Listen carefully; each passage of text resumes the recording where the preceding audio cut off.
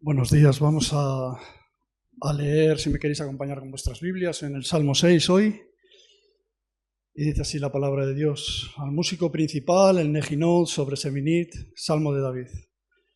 Señor, no me reprendas en tu enojo, ni me castigues en tu ira. Ten misericordia de mí, Señor, porque estoy enfermo, sáname, Señor, porque mis huesos se estremecen. Mi alma también está muy abatida. ¿Y tú, Señor, hasta cuándo? Vuélvete, Señor, libra mi alma, sálvame por tu misericordia. Porque en la muerte no hay memoria de ti. En el Seol, ¿quién te alabará?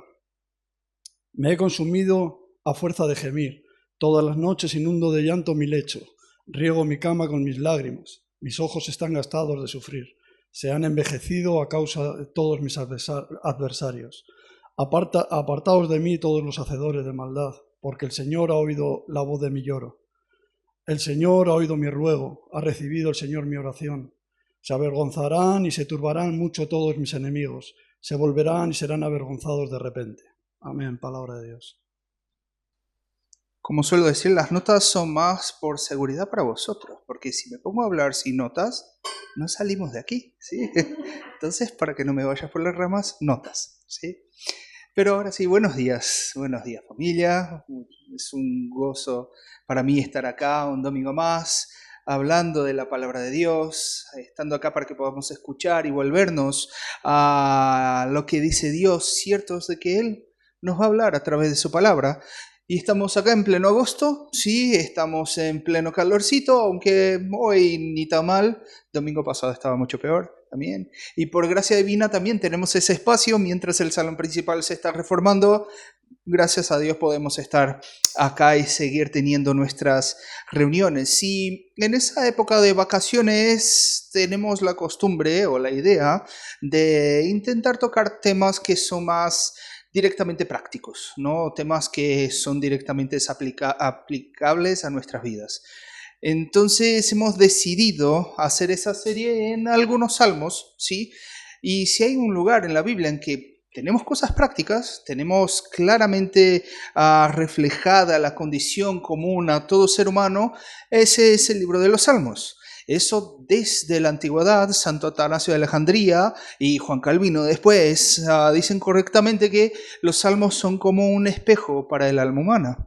Así que todo lo que uno siente, todas las emociones comunes, no las emociones santificadas de los santos de la iglesia de domingo, no, pero las cosas que realmente pasan en nuestros corazones cuando nos pasan las cosas de la vida, eso también lo sintió el salmista y de eso también habla él. Y por eso hemos decidido llamar a esa serie de oraciones sucias. Esa idea no la tuvimos nosotros, la tomamos prestada, ¿sí? De un gran amigo, filósofo, teólogo brasileño que se llama Jonas Madureira. Él tiene una iglesia ahí, hizo una serie con ese nombre, pero nos pareció muy adecuada a esa temática para la serie, porque de hecho lo que vamos a ver en esos salmos son oraciones como deben ser, oraciones que son sinceras, que son verdaderas, que no tienen un filtrado, que no hay maquillaje, pero que aún así van a reflejar una profunda confianza en Dios mientras dicen la verdad cruda, ¿sí? Y de hecho, como dijo Caleb la semana pasada, a veces nos sorprenden esas oraciones, porque lees el libro de los Salmos, está en la Biblia, y puedes pensar, bueno, ¿se puede hablar así con Dios? ¿A quién se le ocurre decir esas cosas para Dios? ¿A quién se le ocurre decir, Dios, ¿por qué te tardas? ¿Dónde estás? ¿Por qué te hablo y no me contestas? Sí, Dios, por favor, déjame en paz, que no aguanto más tus manos sobre mí, no aguanto más, déjame en paz, Dios. ¿De qué sirve mantenerme limpio si son los impíos que prosperan? El salmista dice todas esas cosas. Parecen sorprendentes, ¿no? Parece impactante, ¿no? Es un poco distinto muchas veces de las oraciones que hacemos en público, que parecen tan limpias, ¿sí? Tan limpias. Y es exactamente para aprender de esa humanidad cruda que vemos en los salmos, de esa fe tan explícita de oraciones que parecen sucias, que vamos a ver algunos salmos durante ese mes. Y hoy toca el Salmo 6, que es conocido especialmente en la tradición católica romana como el primer salmo de penitencia. Pero como siempre, antes de volcarnos al texto del Salmo 6, vamos a hablar con ese Dios que nos escucha como escuchó al salmista, que nos entiende como entendió al salmista, para que Él nos ayude a escucharlo y a entenderlo. Por eso, baja tu frente y vamos a orar. Señor Dios, muchas gracias por tu palabra.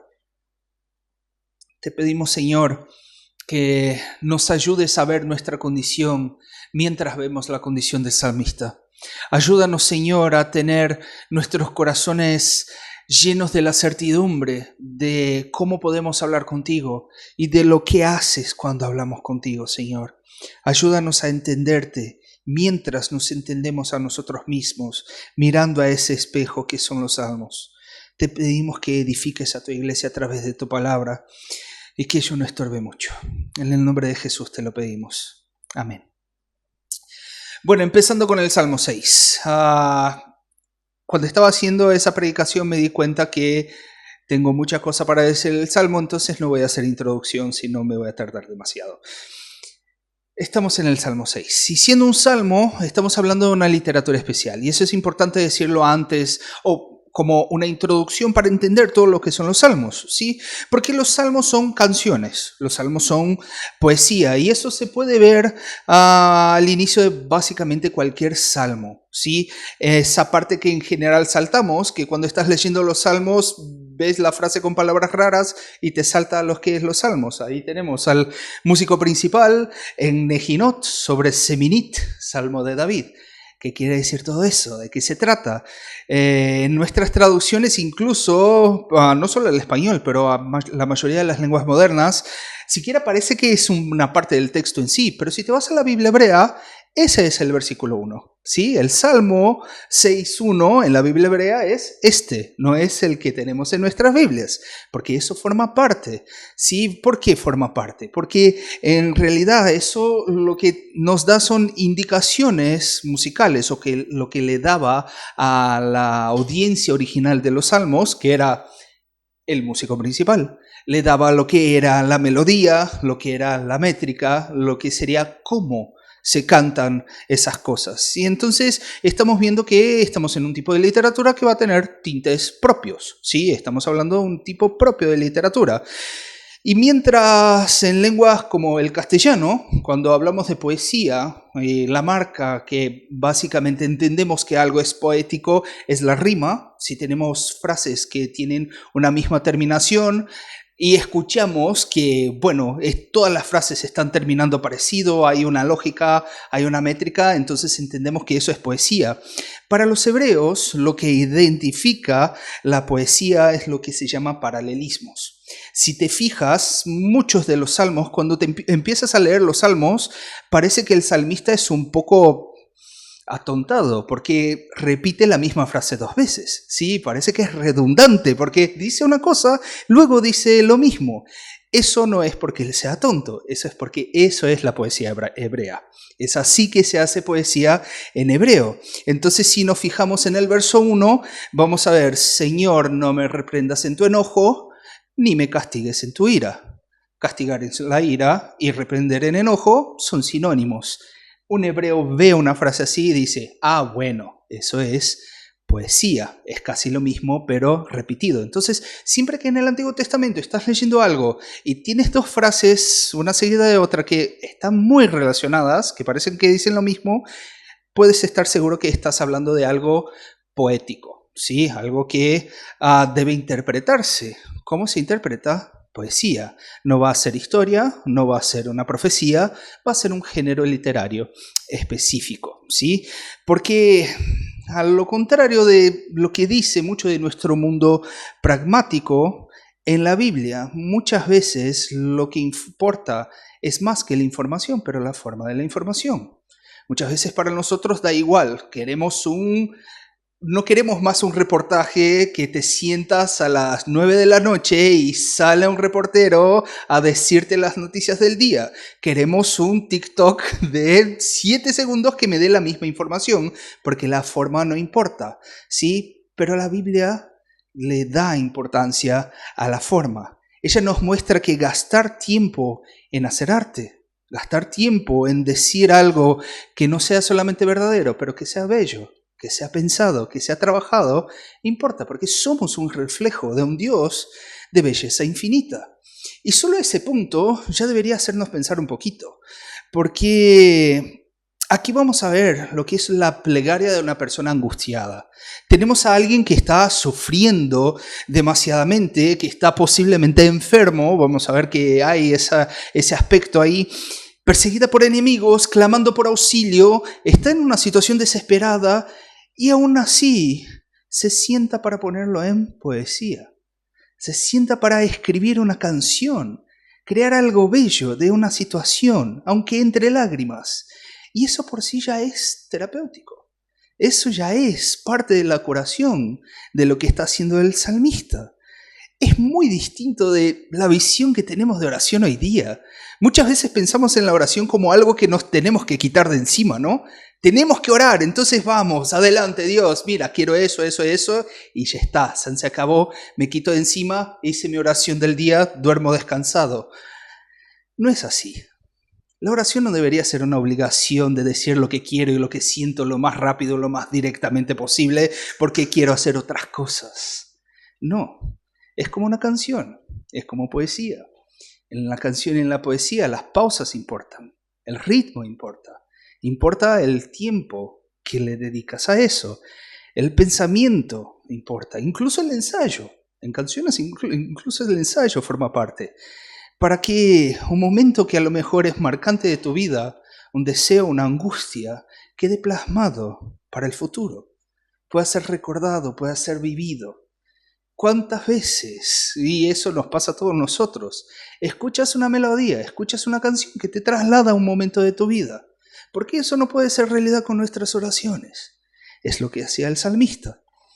Y claro, no sé que no todos de nosotros tenemos una vena artística como para hacer una canción o una poesía de cada una de nuestras oraciones. Pero si sí la tienes, porque hay mucha gente que la tiene, pero en nuestra sociedad no se valora tanto esa vena artística, no te cortes, no te cortes. Si tienes alguna capacidad, alguna creatividad en ese sentido, gasta tiempo en eso. No estás perdiendo tiempo en tu oración, la estás ganando. Tu oración va a ser enriquecida. Tu momento con Dios va a ser enriquecido. Y si no tienes esa vena artística, aprovecha de personas que sí la tienen. Porque eso nos pasa. La mayoría de nosotros no hacemos canciones que nos recordamos durante días y días. Pero es muy probable que a lo mejor durante esa semana no te acuerdes muy bien de lo que dije yo, pero alguna de las canciones que cantamos te quede ahí en la memoria, la que es cantarolando ahí por toda la semana, porque esa es una parte innata del arte. Entonces aprovéchate de lo que hacen otras personas, de cómo ponen en palabras cosas que a veces sientes. Creo que por eso incluso las canciones de amor, ¿no?, son tan populares en todos los lugares, porque son experiencias comunes que todos vivimos y que a veces no sabemos expresar bien. Aprovéchate de eso en relación a Dios. Hay canciones que van a reflejar lo que estás sintiendo y hay salmos que de alguna manera van a reflejar lo que estás sintiendo. Entonces, en tu momento de oración, no te apures, no te apures. No es una cuestión de quitarte de encima de eso. Piensa, hay que esculpir tu oración, incluso ensaya lo que quieres decir. Pero el hecho de que una oración o un salmo sea artístico o poético no quiere decir que no se deba buscar un sentido concreto por detrás de la belleza y del arte. El arte tiene un sentido, las palabras tienen un significado. Hay verdad aquí, no hay solo belleza. Hay palabras sinceras, palabras talladas, pero que son verdaderas. Son verdaderas y son pensadas. Porque si estamos conscientes de delante de quién estamos hablando, quién es el Dios a quien estamos hablando, no tiene sentido no pensar que Él no sepa lo que realmente va en nuestro corazón. Él va a saber tu primera opción de palabra, tu segunda opción de palabra, la palabra que no quieres decir porque te parece que te vas a pasar, y la palabra que deberías decir pero siquiera la sabes. Dios sabe todo eso. Y Él no se sorprende. Dios es omnisciente. Dios no se escandaliza con nuestras palabras. Él no va a estar sentado en su trono pensando, jamás pensé que ese tío me iba a decir un disparate de esos. No. Es por eso que el salmista empieza tan sincero. Dios ya sabe lo que vamos a decir. ¿A quién engañamos cuando no le decimos a Dios lo que sentimos? Nos engañamos a nosotros mismos. Si te fijas, lo que el salmista está diciendo en esa situación es la situación en que de alguien que sabe que ha metido la pata, de alguien que sabe que ha hecho mal, que está sufriendo la consecuencia de sus propios hechos. Él sabe que debe ser reprendido, él sabe que debe ser castigado, él sabe que la culpa es suya, pero aún así, David con toda su desfachatez llega delante de Dios y dice, Dios, no te pases. Por favor, Señor, no en tu ira, no en tu enojo. Yo sé que lo merezco. No te estoy pidiendo que no me reprendas. ¿Cómo no me vas a reprender después de lo que hice? Al fin, después de todas esos disparates, y vamos a ver que son disparates, de lo que hice, ¿qué más sería justo sino tu reprensión? Pero tú eres mi Dios. Tú eres mi Dios. Y si eres todo lo que tengo, y si mirándote a ti solo tengo ira, ¿qué más me queda? Entonces, por favor, Dios, no te pases. No en tu ira. Y no sé a vosotros, pero saber que puedo hablar así con Dios, saber que el propio Dios inspiró a David a decir esas palabras a él, que es una cosa loca, ¿no? Y que inspiró esas palabras para enseñarnos a nosotros. Pablo dice a Timoteo que toda la escritura fue inspirada para nuestra enseñanza, ¿sí? Eso es consuelo. Porque lo de veces que he metido la pata y lo de veces que sigo haciéndolo, lo de veces que tengo que acercarme a Dios, no para pedir justicia, pero para pedir misericordia. No para pedir que Él haga algo que a lo mejor sería un buen fruto de mi trabajo, sino para que Él haga esa contención de daños por los disparates que hice. Pero Dios, que es el justo juez del universo, a través de esas palabras nos enseña que nosotros, los reos, los culpables, los que deberían ser justamente condenados, podemos apelar por misericordia. Podemos apelar por gracia inmerecida. Sin embargo, en una sociedad que muchas veces quiere negar la propia existencia del bien y del mal, en una sociedad que muchas veces va a decir que, bueno, el mal es relativo, hay que ver la situación de uno, en esa situación el propio lamento es imposible. Si no entiendo que lo que hago es malo, que lo que hago es moralmente malo, no tengo espacio para ese tipo de oración, ¿sí? Si creo que mis acciones son siempre justificadas, si siempre hay un pero, un más, una justificación para lo que hago, ¿cómo voy a pedir misericordia? No hay misericordia si tienes una otra justificación. No hay espacio para ese clamor. El primer paso del lamento es saber que existe la maldad y que muchas y muchas veces no es inusual que nosotros seamos los causantes de esa maldad. Y por eso lamentamos, por eso clamamos misericordia. Aquí vemos que Dios no es un Dios de gente perfecta, de gente buena, limpita que va a la iglesia los domingos, sino de personas imperfectas. Un Dios que elige a gente como David, que sabe que va a quedarse corta, que sabe que no va a obedecer, que va a fallar, que sí somos malos muchas veces, hacemos cosas que merecerían la justa ira de Dios. El cristianismo no es una religión de buenos. No hay buenos, sino de los que saben que aun cuando fallan, tienen esa libertad de llegarse al juez de toda tierra, al santo, bondadoso y perfecto, y encontrar oídos abiertos. Porque la consecuencia de lo que hacemos es demasiada para que la podamos soportar, aunque la merezcamos. Y el salmista va a seguir, en el verso 2 él va a decir: ten misericordia de mí, Señor, porque estoy enfermo. Sáname, Señor, porque mis huesos se estremecen. Mi alma también está muy abatida.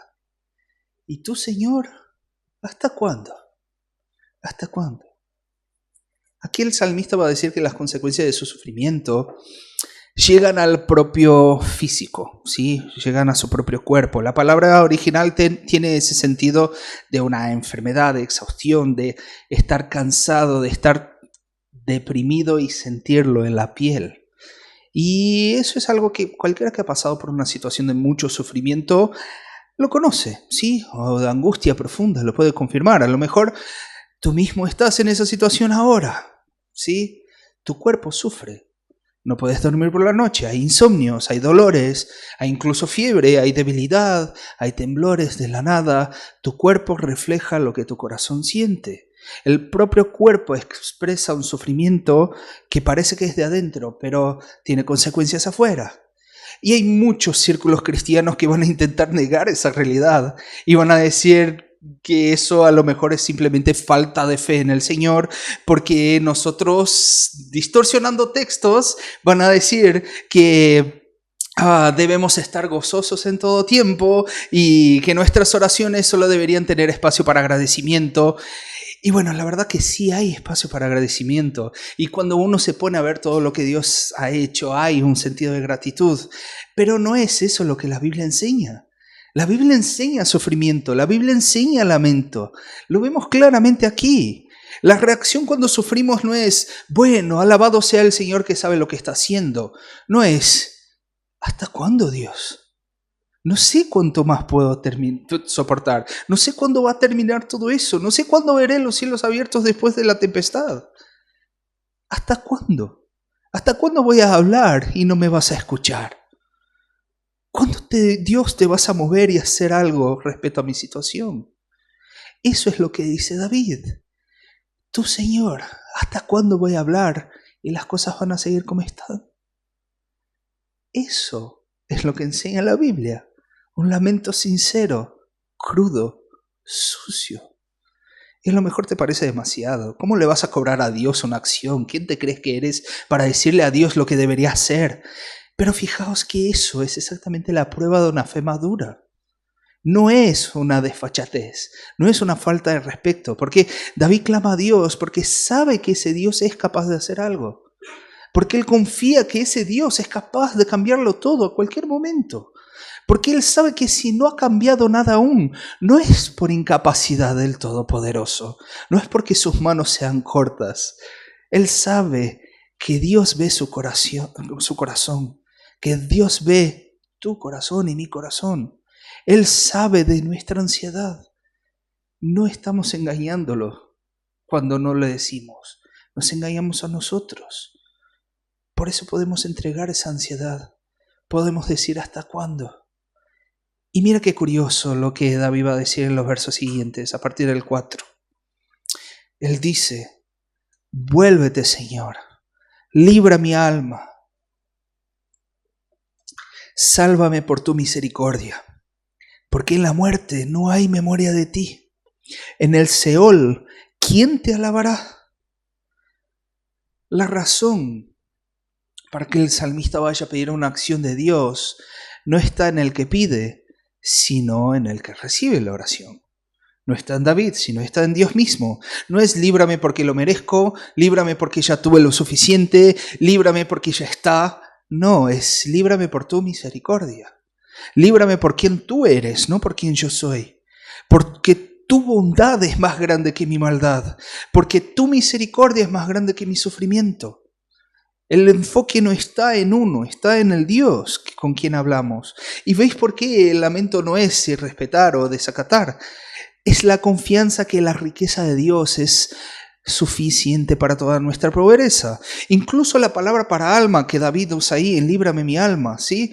Tiene ese sentido de la parte de uno que es en donde están nuestros anhelos, en donde está nuestra insuficiencia, los deseos, la parte que describe nuestra falta, lo que no tenemos.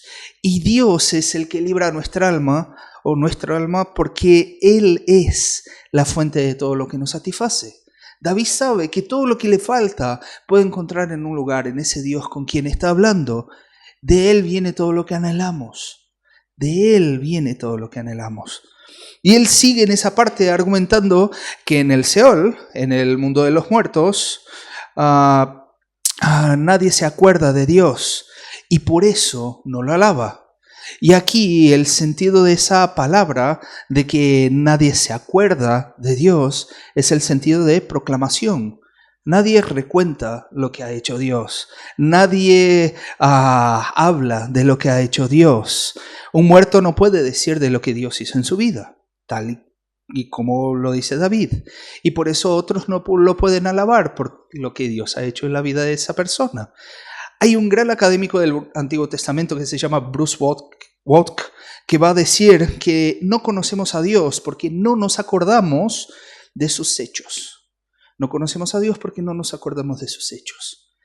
El salmista aquí está diciendo, si alguien muere no puede hacer con que los otros se recuerden de tus hechos en nuestras vidas. Es exactamente esa la idea aquí. El sufrimiento para un cristiano, al fin y al cabo, es fructífero. No digo que sea suave o que sea fácil. No digo que sea mejor porque vaya a tener un fruto después. La verdad es todo lo contrario, porque mira los versos siguientes, lo que dice David respecto a su sufrimiento. Ahí en los versos 6 y 7, él va a decir, me he consumido a fuerza de gemir y todas las noches inundo de llanto mi lecho. Riego mi cama con lágrimas. Mis ojos están gastados de sufrir y se han envejecido a causa de todos mis adversarios. No es la descripción de un sufrimiento liviano. El salmista está diciendo con todo su corazón cómo está su estado, cómo está su corazón, ¿sí? Cómo son sus días, cómo cosecha de su pecado y de sus acciones y de sus malas decisiones, pero cómo también otros vienen y le meten el dedo en la herida abierta para que sufra más. Está en una situación desesperada. Es la descripción del sufrimiento que todos pasamos. Tarde o temprano todos pasaremos algún sufrimiento parecido. No pasamos la vida libre de sufrimientos. A lo mejor ya te ha tocado mucho, a lo mejor todavía te va a tocar, pero nos toca a todos en algún momento. Pero es solo en vida que podemos decir de lo que Dios hace en esas situaciones. No sé si ya has escuchado a gente que ha sufrido mucho y está en la iglesia y ver cómo Dios ha transformado su historia o los ha cargado por una situación que uno simplemente no tenía fuerzas para seguir adelante. Cómo esas cosas cambian y nos edifican a nosotros. Es en vida que podemos decir cómo Dios ha obrado y cómo hemos salido de esas situaciones, de esos sufrimientos. Y la Biblia es rellena de esas historias, de cómo Dios obra en la vida de ese pueblo. Y vez tras vez la manera de tener esperanza en nuestras situaciones es mirar al pasado, a lo que Dios ya hizo. Tenemos un montón de ejemplos. El Salmo 22, que es el Salmo de Jesús en la cruz, cuando Él va a decir, Dios mío, ¿por qué me has desamparado y abandonado? Él, para consolarse después, va a decir que nuestros padres confiaron en ti y no fueron defraudados. Va a mirar hacia atrás a lo que Dios hizo en el pasado en su familia.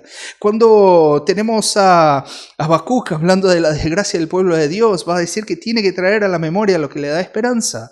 Muchas veces el salmista va a recontar la historia de cómo Dios ha sacado su pueblo de esclavitud en Egipto, de cómo Dios ha sacado su pueblo del exilio en Babilonia, de cómo Dios le ha dado victorias en batallas imposibles, ha hecho milagros y ha cambiado situaciones impensables.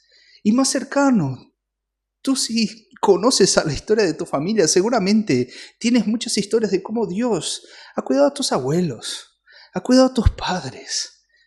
Dios ha sacado a mi abuela de Polonia en 1937, de una ciudad que fue un campo de ejecución. Dios nos ha dado una compra del mes a mi padre después que cuando recién llegado a Brasil, alguien que le había contratado no le había pagado el sueldo y se había ido. Y él con un hijo de 6 meses y una mujer embarazada en casa, sin ningún euro en la cuenta para comprar leche, y llega un hermano que trae la compra del mes. Dios sostiene.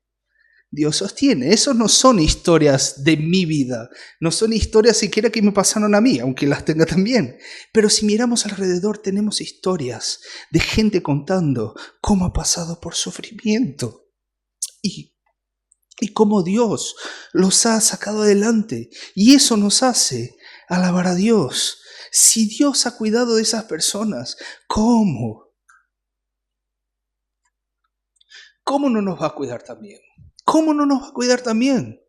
Seguro nos va a cuidar también.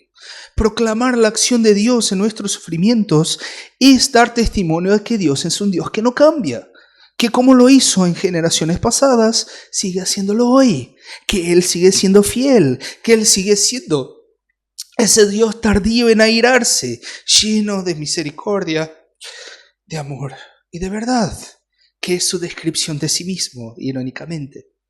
Es por eso que podemos seguir clamando, es por eso que podemos decir: Dios, ¿hasta cuándo?